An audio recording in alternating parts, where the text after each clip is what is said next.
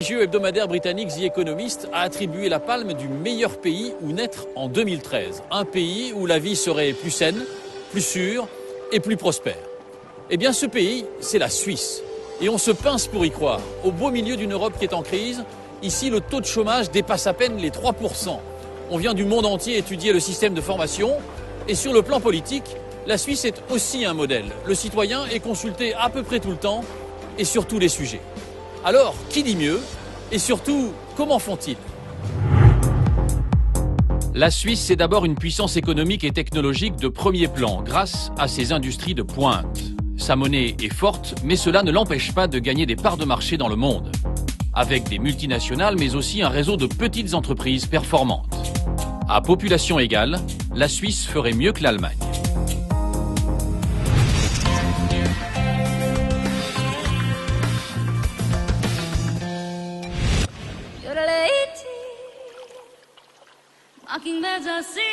La Suisse, son décor de cartes postales, ses vallées bucoliques et ses vaches paisibles. Mais attention aux clichés, la Suisse ne chôme pas. Chez Thermoplan, comme souvent ailleurs dans le pays, la journée de travail démarre à 7 heures. Et quand le patron arrive, les employés sont déjà là. En Suisse, on travaille 42h30 par semaine. Et parfois plus, quand la situation l'exige. C'est le cas en ce moment, et le choix des salariés. Bonjour tout le monde. Alors, cette semaine, vous commencez à travailler à 6 heures. On est en train de discuter d'organisation. Et la production doit commencer à 6 heures à cause des commandes, et puis on continuera à en discuter samedi. Alors, vous faites des journées de 9 heures. Oui, 9 heures pour les 2 prochains jours, plus samedi. Le carnet de commandes est plein et la production doit suivre. Le patron n'est pas étonné par l'initiative de ses employés. On travaille beaucoup tout en étant très flexible. Je pense que la flexibilité est la clé de notre réussite en Suisse. Nos ouvriers sont toujours prêts à s'adapter quand nous avons beaucoup de commandes. C'est eux qui ont proposé de travailler plus, vous ne leur avez pas demandé? Oui, ça fait partie de notre culture. Ils comprennent les besoins du client et réagissent par eux-mêmes. C'est exceptionnel, je dirais qu'ils réfléchissent comme des entrepreneurs. Ce n'est pas moi qui les y force. Ils comprennent d'eux-mêmes, ils ont une vision globale de la production et s'adaptent. Dans cette PME de 200 personnes, on fabrique des machines à café automatisées. Et si les ouvriers sont motivés, c'est qu'ils sont bien payés.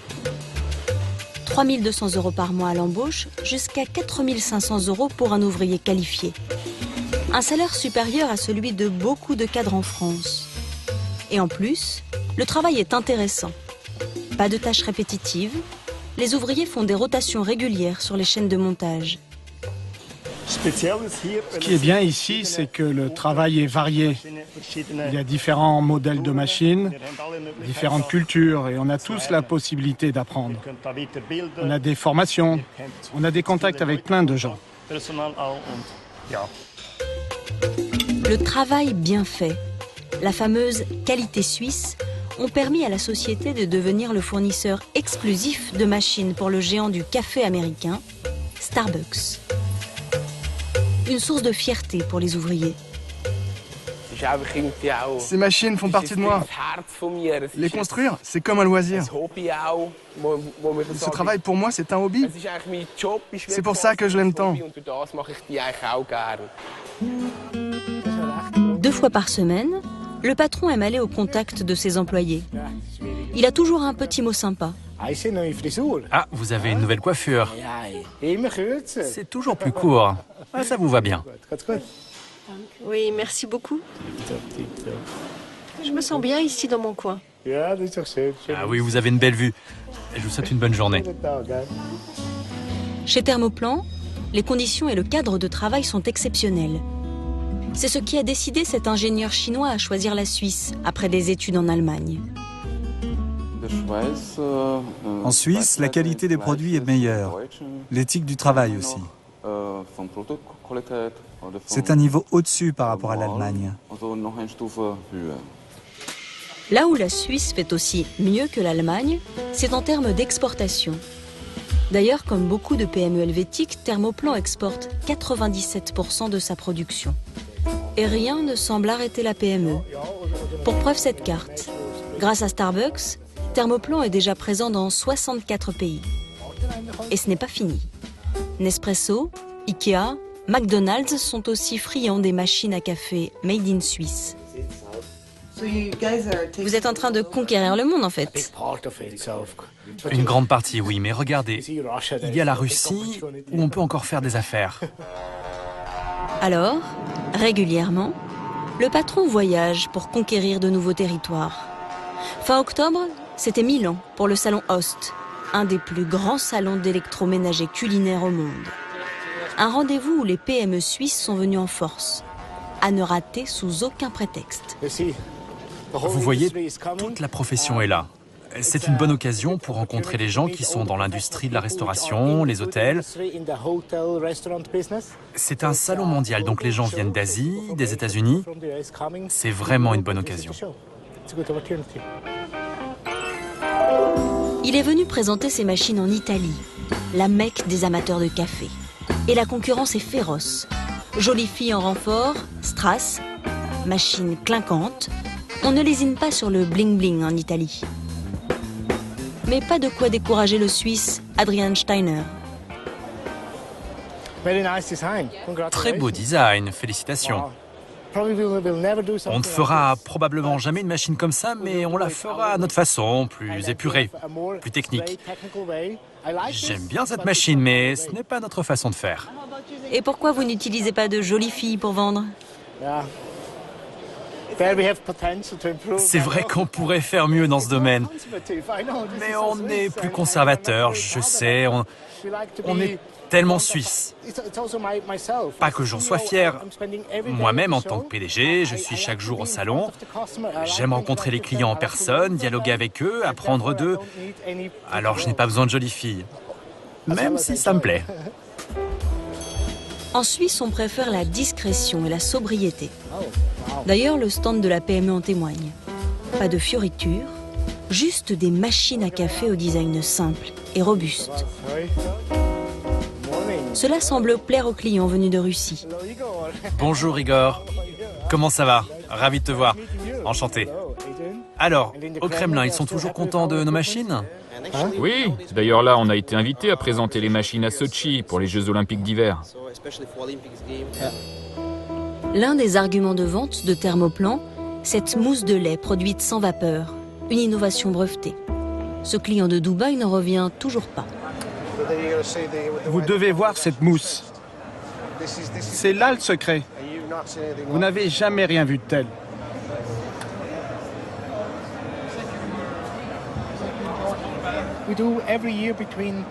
Nous déposons entre 10 et 15 brevets par an. Les brevets sont essentiels pour nous en tant que fabricants. Mais aussi car nous investissons dans la technologie de pointe. Et on ne s'arrête jamais. Pour être honnête, il y a toujours moyen de contourner un brevet, ça peut arriver. La seule sécurité que nous avons, c'est de continuer à investir dans l'innovation. Et nous avons encore plein d'idées. Nous avons 36 ingénieurs qui se consacrent à la recherche et au développement. Le résultat, c'est cette machine.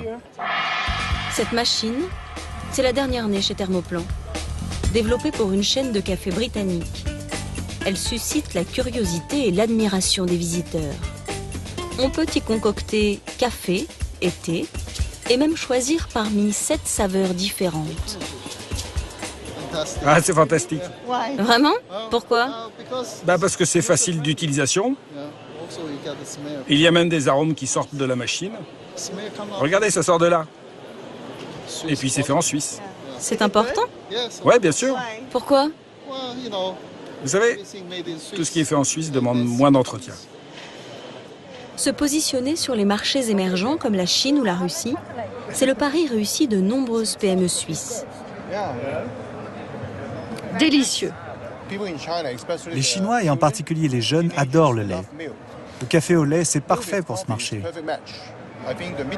Je pense que la classe moyenne en Chine est prête à payer le prix pour le café et pour ce style de vie. Miser sur les marchés émergents a permis à la Suisse de traverser la crise et a continué de gagner des parts de marché à l'export quand la France en perd. L'autre stratégie gagnante, c'est l'innovation, toujours l'innovation. Chez Thermoplan comme partout en Suisse, depuis toujours. Le petit pays enclavé et sans ressources naturelles n'avait pas le choix. Et si on connaît tous le couteau suisse, symbole de l'ingéniosité et de la débrouillardise, ou encore la précision des montres helvétiques, on ne sait pas forcément que les Suisses ont aussi inventé le velcro et permis la conservation des aliments avec la cellophane et le papier aluminium.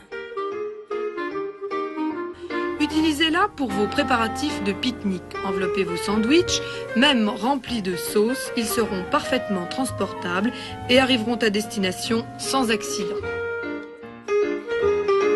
Autant de trouvailles qui ont révolutionné notre quotidien et qui ont fait la fortune de leurs inventeurs. Cette inventivité tous azimuts a aussi permis l'émergence de multinationales. Agroalimentaires, banques et surtout industrie pharmaceutique. Parmi les 500 plus riches multinationales au monde, nos voisins helvétiques en comptent 14. 2 fois moins que chez nous peut-être, mais la Suisse a 8 fois moins d'habitants.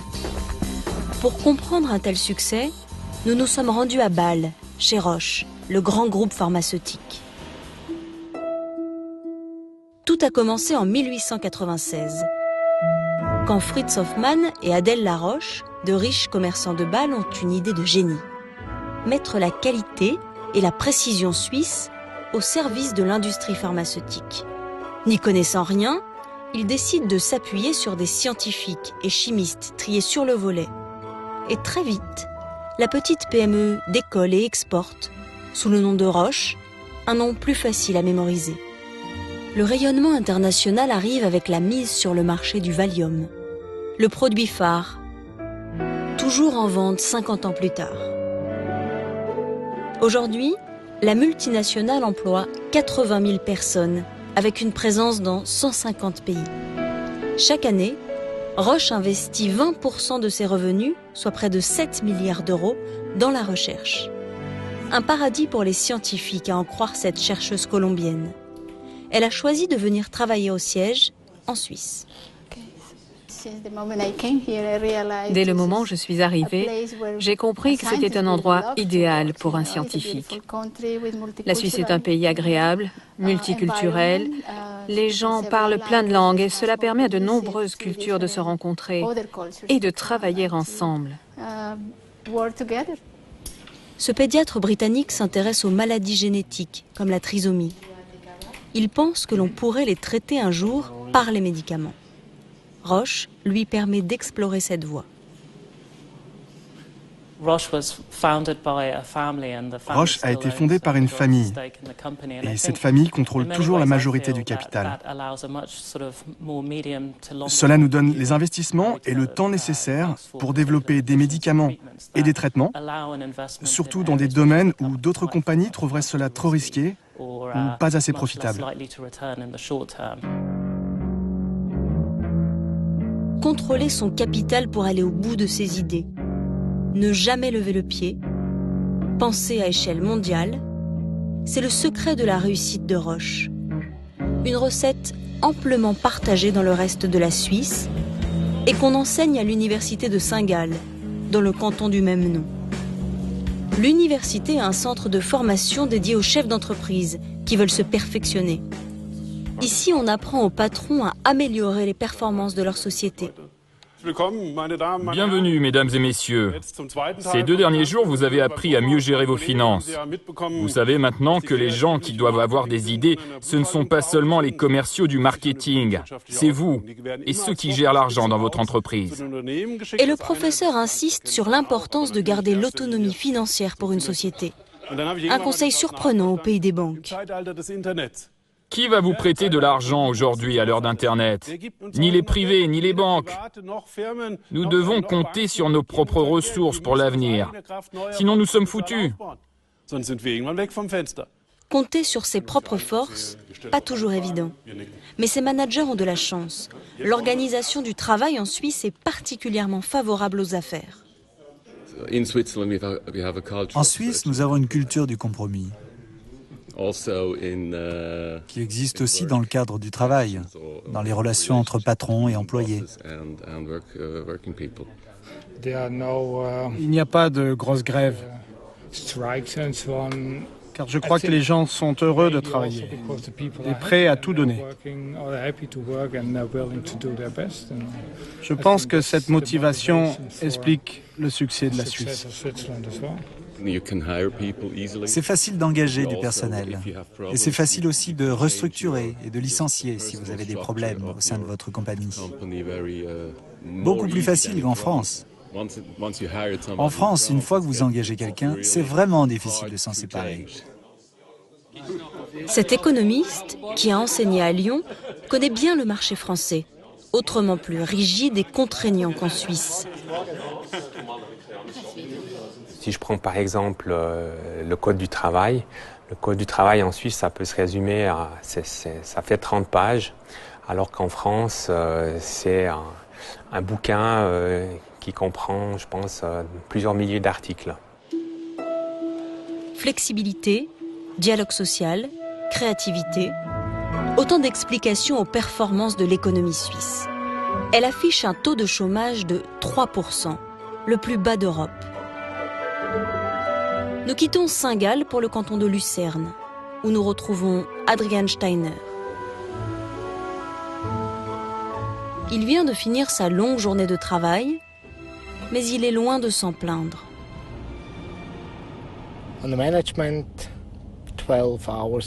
C'est très fréquent pour les managers d'avoir des journées de 12 heures, 5 à 6 jours par semaine. Ça fait environ 50 à 60 heures de travail. Et les employés travaillent entre 42 et 45 heures par semaine. Peut-être que ça fait partie de notre culture. Les gens aiment travailler. Ils ont envie de faire quelque chose de leur vie. À moins d'1 kilomètre de l'usine, le patron de PME arrive chez lui dans un décor toujours aussi idyllique. Il s'adonne à son passe-temps favori. C'est de la salade qui vient de la cantine Thermoplan.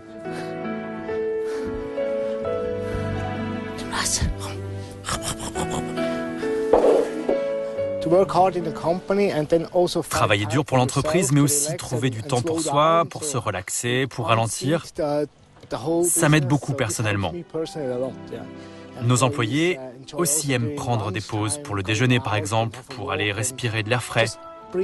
Et puis c'est bon pour le cerveau en plus. Alors délocaliser Thermoplan, impossible. Nous sommes trop attachés à cet environnement. Nous aimons vivre ici.